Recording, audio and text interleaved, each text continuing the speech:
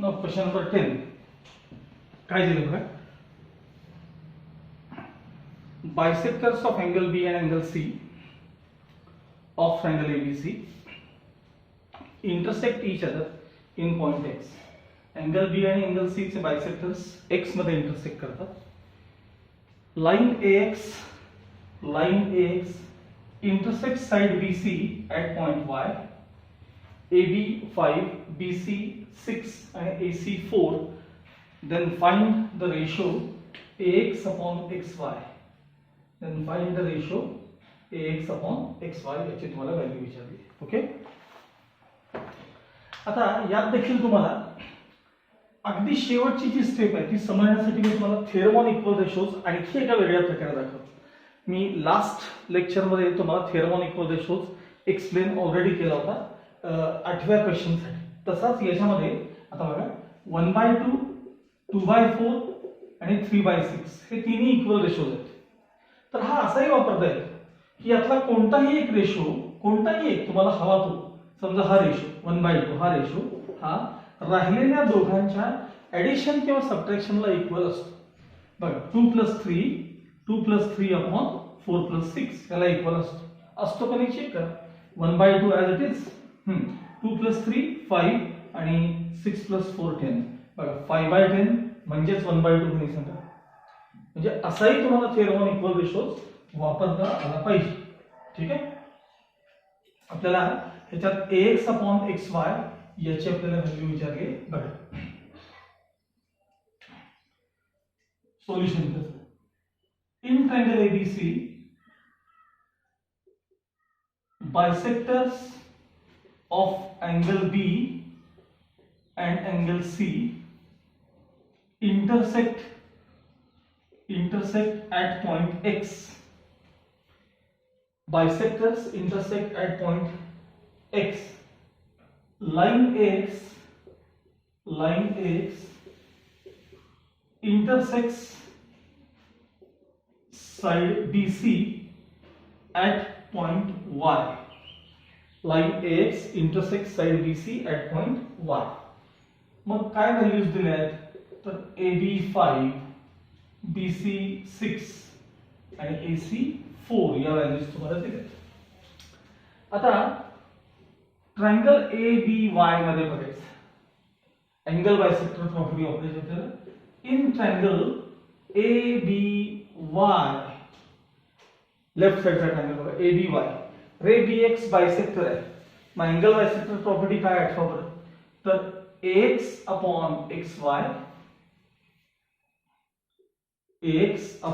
XY is equal to AB upon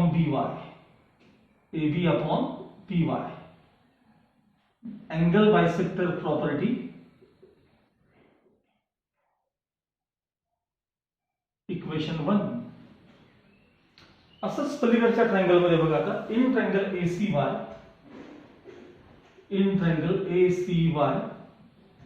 ray CX bisector आहे. AC upon CY is equal to AX upon XY. पण असं करतो मी एक part same ठेवतो. त्यासाठी मी LHS मध्ये AX upon XY LHS मध्येच लिहितो म्हणजे मला इथं इक्वेट करायला बरं पडेल. AX upon XY is equal to AC upon CY. Same reason angle bisector property आणि इक्वेशन 2 असेल. आता समजा तुम्हाला अशी एखादी स्टेप मिळाली की A इक्वल्स B आहे आणि A इक्वल्स C आहे. A इक्वल्स B आणि A इक्वल्स C तर याचा अर्थ A, B, C हे तिन्ही इक्वल असले पाहिजेत. मग तसं AX upon XY हा रेशो AB upon BY ला इक्वल आहे. तोच AX upon XY ratio AC upon CY ला इक्वल आहे. मग फ्रॉम 1 and 2 आपल्याला असं लिहिता येईल. देयरफॉर AX upon XY हा रेशो AX upon XY हा AB upon BY is equal to AC upon CY. Reason from equations 1 and 2. Okay. इथपर्यंत काय अडचण आहे का बघा. मगाशी मी तुम्हाला प्रॉपर्टी किंवा थेरमॉन इक्वल रेशोज जो आहे आपला थेरमॉन इक्वल रेशोज तो वेगळ्या प्रकारे कसा वापरतात मगाशी एक्झाम्पल दिलं होतं. मग त्याचा वापर करून इथे लिहितो by the theorem on equal ratios by the theorem on equal ratios each ratio equals म्हणजे यातला कुठलाही एक ratio equals addition of remaining two ratios. यातला बघा ax upon xy is equal to ab plus ac upon by plus cy. Numerator add केले, denominator add केले. आता हे ab प्लस ac आहे तसे राहू देत अपॉन by cy ची ऍडिशन bc आहे का बघा, by cy ची ऍडिशन bc आहे. मग आता ab ला रिप्लेस करा 5 ac 4 आणि bc किती आहे बघा 6. 5 plus 4 9 upon 6 आणि रिड्यूस केल्यानंतर 3 3 9 3 2 6 म्हणजे फायनल आन्सर आपलं ax upon xy is equal to 3 upon 2 हे त्याचं फायनल आन्सर आहे. So ax upon xy equals 3 upon 2. Okay?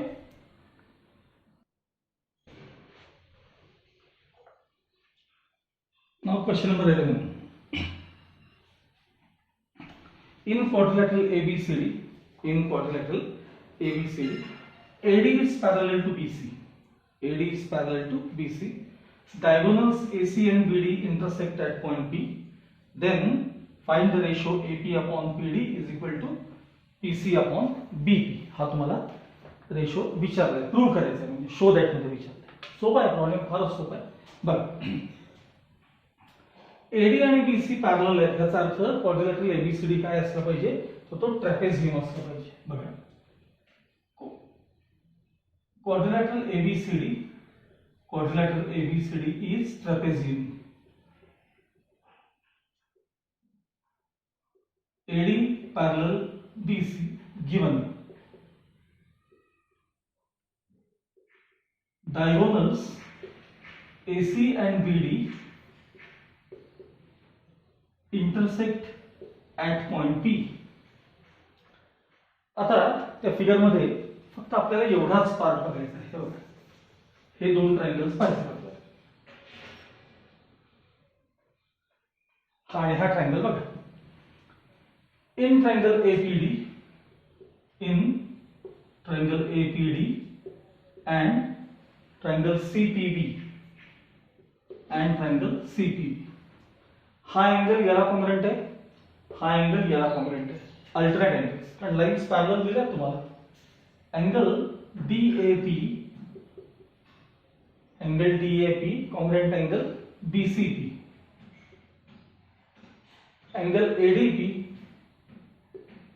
ADP congruent angle CBP. दोघांना मिळून द रिझन अल्टरनेट एंगल्स असं दिलं तरी चालेल. Alternate angles. आता दोन ट्रायंगल्स सिमिलर झाले. A test therefore triangle APD similar triangle CPB by AA test. Therefore, AP upon CP is equal to PD upon PB is equal to PD upon PB. Corresponding sides of similar triangles. आता show that कडे बघून पुढची step alternative करा. By alternative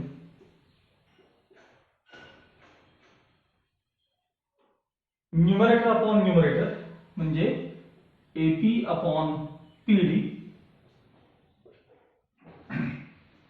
denominator upon denominator CP upon PB.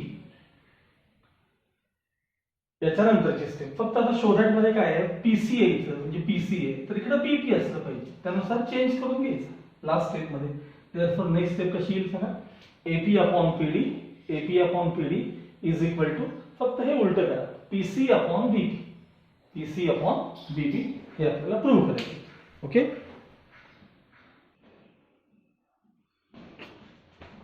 Now question number 12.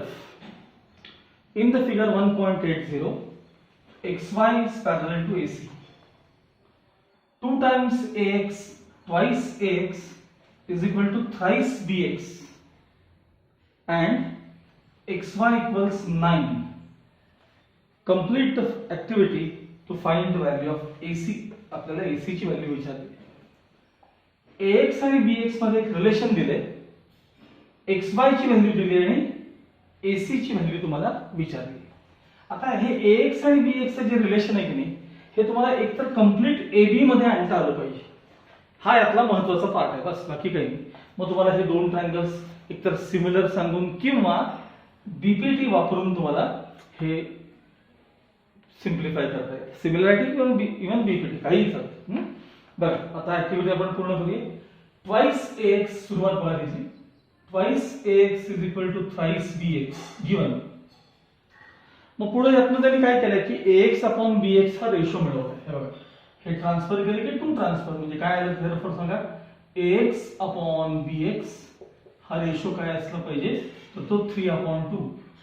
AX upon BX equals 3/2 हा ratio असला पाहिजे. पहिले दोन बॉक्सेस 3/2 च्या जागी तुम्हाला तिथे दिलेत. मी आता म्हटल्याप्रमाणे तुम्हाला एका पूर्ण कंप्लीट टर्म मध्ये आणण्यासाठी AX आणि BX ची ऍडिशन आहे की नाही, AX आणि BX ची ऍडिशन ती AB आहे ना. मग ही ऍडिशन करणं म्हणजेच ऍक्च्युअली कॉम्पोनेंटो करणं. मग याच्या पुढची स्टेप कॉम्पोनेंटो केली आहे. बघा, numerator AX plus denominator BX upon BX as it is. मग RHS मध्ये देखील 3+2/2.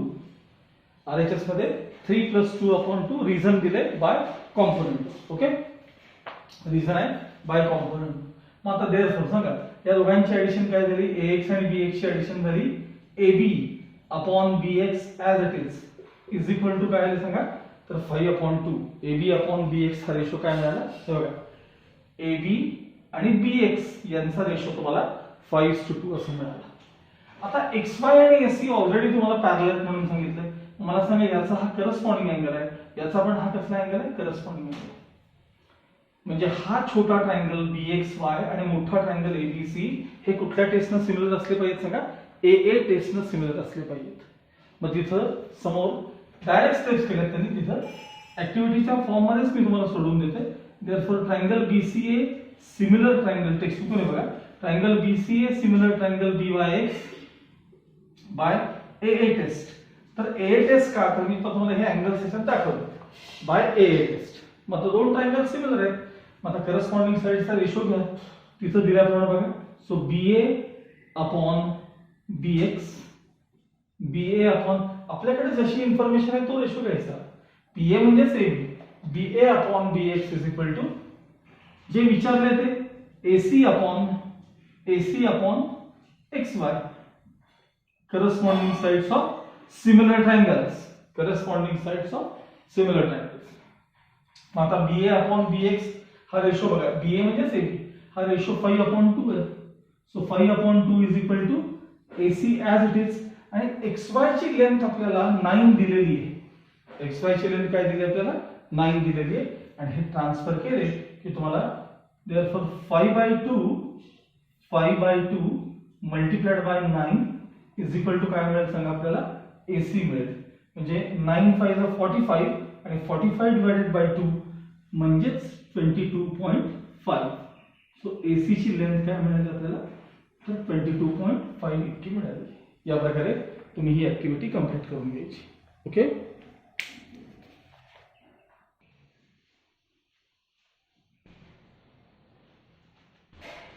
Okay, now the last question of our miscellaneous. Okay, question number 13 हा खूप महत्त्वाचा प्रॉब्लेम आहे. आतापर्यंत बऱ्याच वेळेला परीक्षेला हा विचारला गेला आहे. फार महत्त्वाचा आहे, याची प्रॅक्टिस भरपूर करा. The vertices square DEFG, DEFG हा स्क्वेअर आहे. त्याचे जे वर्टायसेस आहेत त्या स्क्वेअरचे, they lie on the sides of triangle ABC, they lie on the sides of triangle ABC angle A equals 90 degree given, तो राईट अँगल ट्रायंगल आहे वरचा, आणि then prove that DE square equals BD into EC हे आपल्याला prove करायचं. ह्या प्रॉब्लेमचा main part तुम्हाला काय ते सांगतो की तुम्हाला हा ट्रायंगल आणि हा ट्रायंगल जर सिमिलर दाखवता आला की हा प्रॉब्लेम सॉल्व्ह होतो. हा ट्रायंगल आणि हा ट्रायंगल सिमिलर दाखवायचा आहे. डायरेक्ट सिमिलर दाखवायला आपल्याला काही चान्स नाहीये. मग मी हा याला सिमिलर, तो याला सिमिलर, आणि म्हणून हे दोन सिमिलर असं सांगणार आहे. हा सगळ्यात पहिला भाग. त्यानंतर क्वाड्रिलॅटरल एबीसीडी स्क्वेअर असल्यामुळे त्याच्या चारही साइड्स कॉन्ग्रुएंट असतात. चारही अँगल्स राईट अँगल असतात त्याचे चारही अँगल्स. त्यातले मला हवे ते बरोबर मी तिथं 90 आणि 90 दाखवून घेतले. मला सिमिलरिटी करता त्याचा वापर करायचा आहे म्हणून जे हवे ते अँगल्स 90 डिग्री आपण टाकून ठेवले. लक्षात आलं? आता आपण याचा प्रूफ पाहणार आहोत.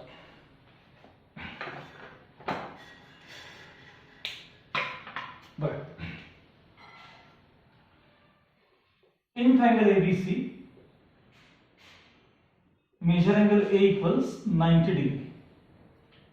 त्यानंतर quadrilateral DEFG is square given. तो स्क्वेअर असल्यामुळे त्याच्या चारही साइड्स कॉन्ग्रुएंट आहेत. ही स्टेप फार महत्त्वाची आहे, तुम्हाला अगदी शेवटी लागणार आहे. Therefore DE equals EF equals FG equals DG किंवा GD जे काय असेल त्याला आपण इक्वेशन 1 देऊन ठेवणार आहोत. हे चारही साइड्स इक्वल आहेत हे सांगितलं. आता इथे जे मार्किंग केलं ना अँगलचं ते मी काय केले ते सांगतो. लक्षात हे बघा, आता स्क्वेअर असल्यामुळे अपोजिट साइड्स पॅरलल असतात. स्क्वेअर असल्यामुळे स्क्वेअरच्या अपोजिट साइड ते थोडक्यात GF काय सांगा BC ला पॅरलल आहे. म्हणजे हा आणि हा हे करस्पॉन्डिंग अँगल्स आहेत, किंवा हा डॉट आणि हा डॉट हे देखील करस्पॉन्डिंग अँगल आहेत. मग आता आपण स्क्वेअर असल्यामुळे अपोजिट साइड्स पॅरलल आहेत ते आपण मेन्शन करून घेऊया. बघा, opposite sides of square are parallel. कारण स्क्वेअर हा पॅरलोग्राम असतोच, त्यामुळे त्याचे अपोजिट साइड्स काय असतात? पॅरलल असतात. दॅट इज, किंवा आपण पहिल्यांदा अपोजिट साइड्स फक्त लिहूया, तर डायरेक्ट BC ला पॅरलल सांगणार होतो. त्याच्याऐवजी आपण देअरफॉर पहिल्यांदा असं लिहू की GF is parallel to DE. Therefore GF is parallel to DE. हा, आता मला जी पाहिजे that is GF is parallel to BC. That is GF is parallel to BC. GF काय सांगा BC ला पॅरलल आहे. ओके, म्हणजे पॅरलल हे एकदा सांगून ठेवलं की तुम्हाला करस्पॉन्डिंग अँगल सांगता येतात ना यासाठी. मग आपण पहिल्यांदा हा ट्रायंगल याला सिमिलर सांगूया. हा ट्रायंगल याला सिमिलर. आता या ट्रायंगलचं नाव पहिल्यांदा तुम्ही कसं लिहा? मी समजा ट्रायंगल BDG असं समजा नाव दिलं तर बघा, triangle BDG in triangle BDG and triangle. हा, आता BDG मध्ये हा B चा मार्क G ला आलाय, D चा 90 चा मार्क इथं आलाय, मग राहिला F पॉइंट. त्यामुळं याला सिमिलर नाव देताना काय लिहायला पाहिजे? करस्पॉन्डन्स. हा, सांगा B चं मार्किंग जसं आहे तसं G ला आहे, बरोबर आहे?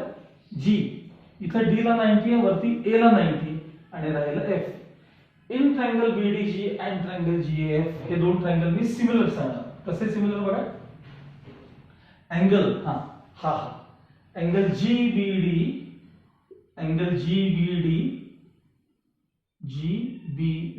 Congruent angle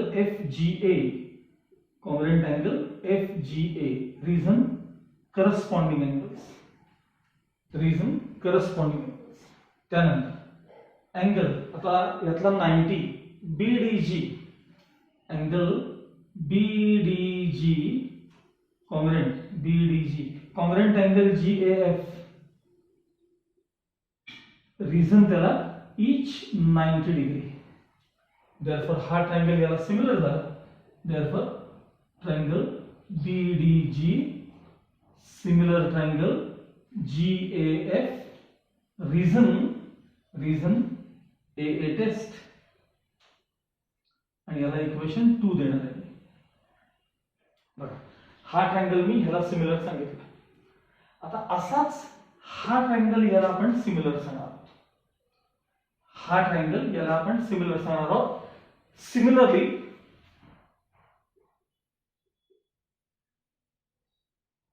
it can be proved that, बघा हा ट्रायंगल मी जसा हा याला सिमिलर सांगितलं तसा हा याला सिमिलर सांगणार आहे.